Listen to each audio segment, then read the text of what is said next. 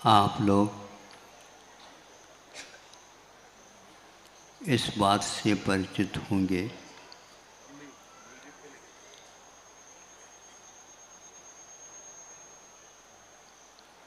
कि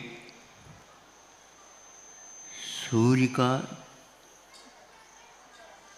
तपन स्वभाव भी सर्दी के दिनों में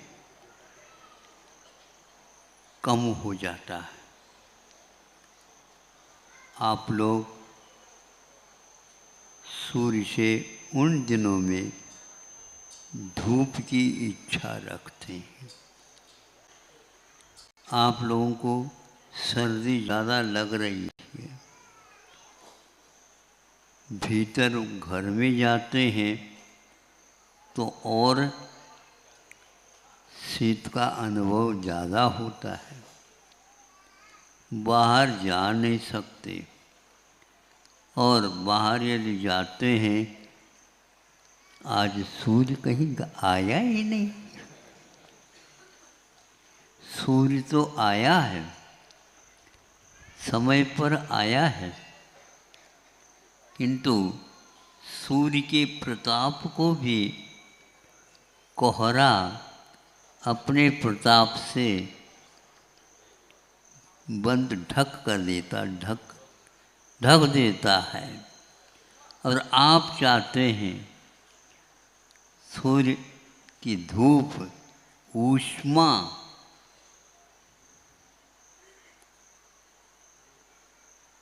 कोहरा भी है, किंतु वह भी अपना प्रताप दिखा रहा है। कभी कभी 12 बजे तक कोहरा कहता है कि हमारा राज्य चलेगा। कभी कभी तो पूरा का पूरा मौसम ही कोहरे से ढका हुआ रहता है। सूर्य का वहाँ पर कोई दर्शन ही नहीं होता। तो सूर्य को भी बदले में आप कुछ चाहते हैं क्या? नहीं, क्योंकि वह एक प्रकार से जड़ है और वह विमान घूमता रहता, ग्रह वह घूमता रहता है।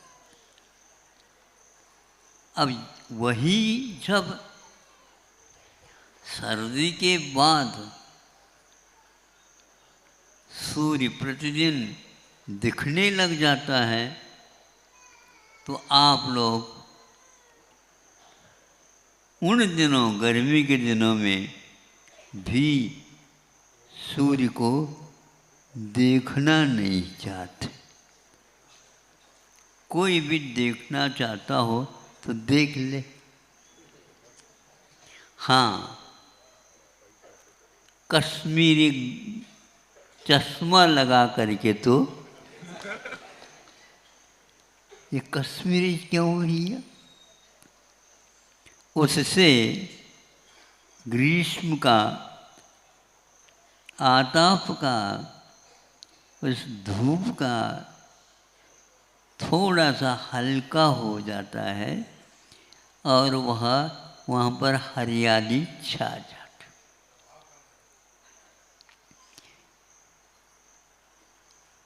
ये मैं पूछना चाहता हूँ आप लोगों से, सूर्य तो वही है, किंतु भिन्न भिन्न समय में उनमें भिन्न भिन्न परिणाम होने लग जाते हैं।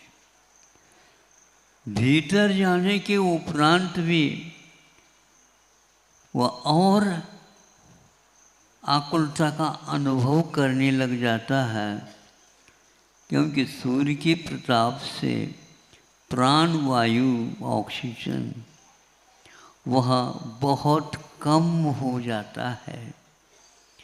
आप लोगों को सहज रूप से प्राण वायु की उपलब्धि नहीं होती, क्योंकि ये सूर्य का ही परिणाम है। इसके प्रतिकार क्या? सर्दी के दिन में उसका ताप ही कम हो जाता, गर्मी के दिन में उसका ताप इतना बढ़ जाता है कि आप भी अपने स्वभाव से विचलित होने लग जाते हैं। एक तो उन्हीं समयों में हमारे पूज्य आराध्य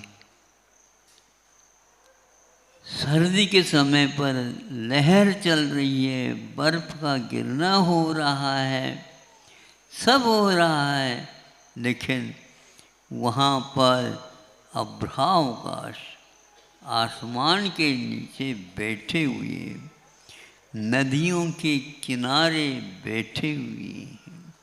हमारे आदिनाथ भगवान तो कैलाश पर ही पहुँच गए।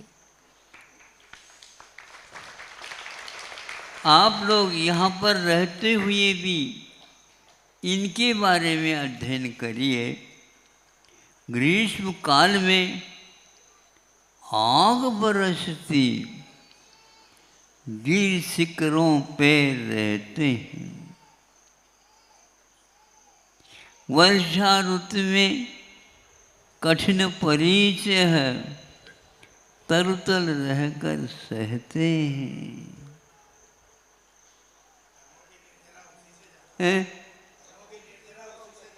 तो ये कर्म कहीं दिख रहा है क्या? कर्म दिखते नहीं, किंतु संवेदन में अवश्य आते हैं। एक हास्य कर्म का उदय होता तो हंसना होता है, शोक कर्म का उदय होता है रोना होता है, और इन दोनों के सामने में शांति के साथ बैठ करके देखना होता है। गर्मी का संवेदन होते हुए भी वह आस्था इसी प्रकार के प्रताप से, धूप के सेवन करने से इस आग को भी हम बहुत ही प्रिय वस्तु मान करके आस्था से यदि देखते हैं तो वह धूप भी फीका फीका हो जाता है। ऐसे ऋषिराज का दर्शन भी दुर्लभ हो जाता है। क्या करें, हम इतना पैसा देना चाहते हैं, हमें एक आध दर्शन करवा दो एक बार। नहीं, इतना देने से कुछ नहीं होगा। आप पूरा देना चाहते हैं तो हम सोच सकते हैं।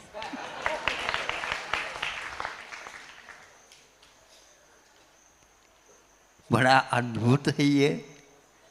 तो वहाँ पर रह करके वे इन सारे प्रकृति के प्रतिकूलताओं में भी आत्मा के स्वभाव को जानने के लिए चले जाते हैं, तो इनका भी संवेदन अनुभव होने लग जाता है। आत्मा का अनुभव बात की बात है। पहले इन संवेदनों में मेरा स्वभाव है वीतरागता। मेरा स्वभाव प्रतिकूलता में कभी भी दीनहीन नहीं होना है।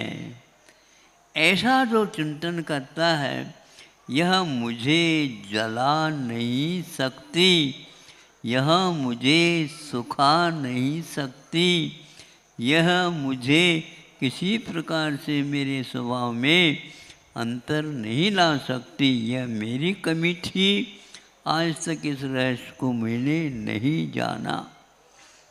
कर्म की बात आप करते हो तो दूसरा एक व्यक्ति वहीं पर बैठा, आपका अनुभव उनको नहीं होता और उसके कर्म का उदय आपको नहीं होता।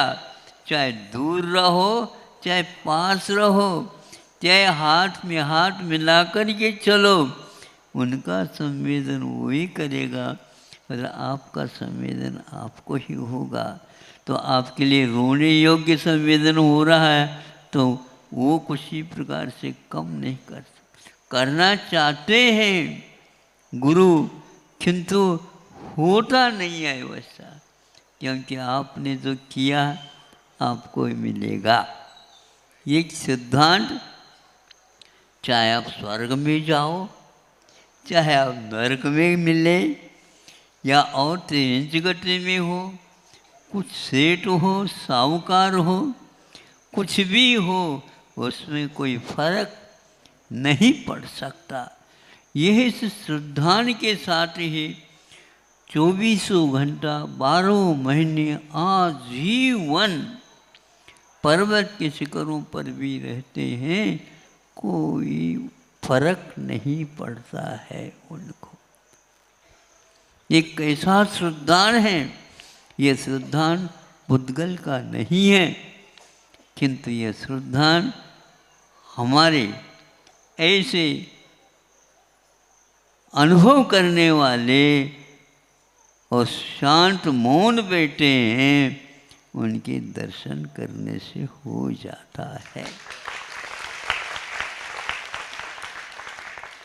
उपल खाज खुजावत, दौलत राम जी पढ़ते हैं, कहते हैं कि वह अपने खुजली को मिटाने के लिए सिंह है, चीते हैं, या और कोई वन्य जीव जो शाकाहारी भी है और मांसाहारी भी है, एक ठूंठ समझकर अपनी खुजली खुजाती। कैसा अनुभव है ये! चूँकि इन पशुओं को ज्ञात नहीं ये महाराज है, लेकिन महाराज को तो ज्ञात है ये पशु है। महाराज को तो ज्ञात है, इनकी खुजली खोज लो, खुजली दो, थोड़े से भी यूं हिल जाए तो वो सारे भाग जाए, या तो इन्हीं को भगा दे। लेकिन ये भागने वाले हैं ही नहीं। बड़ा ही सुंदर दृश्य है ये, बड़ा ही आश्चर्यकारी है। ये कैसे? तो इस प्रकार हम अपने आस्था में, अपने उपयोग में बदलाहट के साथ पहले जो चिंतन, पहले जो अनुभव, पहले जो कुछ भी हम अनुकूल प्रतिकूलता में राग द्वेष करते थे, ये करना हमारा स्वभाव नहीं है। यही एकमात्र रास्ता है। मेन रोड हो या पगडंडी हो, बस जाने का तो इसी दिशा से, इसी दिशा की ओर जाना है। लिया जा सकता है, लेना प्रारंभ कर दो। हाँ, अब किसी को कहियो नहीं। हाँ, कर सकता है तो जितना बनता उतना तो करना प्रारंभ कर ही दो। हाँ, बच्चे हैं, हमें भी घर बांधना है, बांधना है तो प्रारंभ कर दो। तो वो मिट्टी गीली हुई थी वर्षा के कारण, थोड़ी सूख रही, थोड़ी गीली है, उसमें पैर डाल देता है और ऊपर से थपथपी चालू हो जाती है। क्या कर रहे हो? घर बना रहा हूं। घर बन जाएगा? हाँ बिल्कुल, अभी तो छत डाल दी गई, और उसको 5 मिनट के बाद निकाल दी जाएगी, वो छत बन जाएगी। बनेगी क्या नहीं? घरौंदे घरौंदे बोलते हैं उसको बच्चे, घरौंदा घरौंदा। और वह ऊपर मिट्टी रह जाती है और घर की आकृति उसमें आ जाती है, और उसी बीच में घर की तरफ से आवाज़ आती है, बेटा रसोई तैयार है। रोज उसको सुन रहे हो कि नहीं? पहले अनुकूलता थी, अब क्या उसको अपने पैर की लात मार करके भाग गया। ये सब अज्ञान दशा में हो रही। और वे सारे के सारे, जैसे आप लोग घर में रहते हैं, उन्होंने सोचा अब हमें गुफा में रहना है। अब गुफा में कौन रहेगा? सेठ साहूकार। सेठ साहूकार नहीं रहेगा, किंतु वनराज रहेगा, वनराज। वनराज कौन होता है? सिंह। हाँ हाँ, वो कोई बात नहीं, वह सिंह हो तो मुनि महाराज नरसिंह है।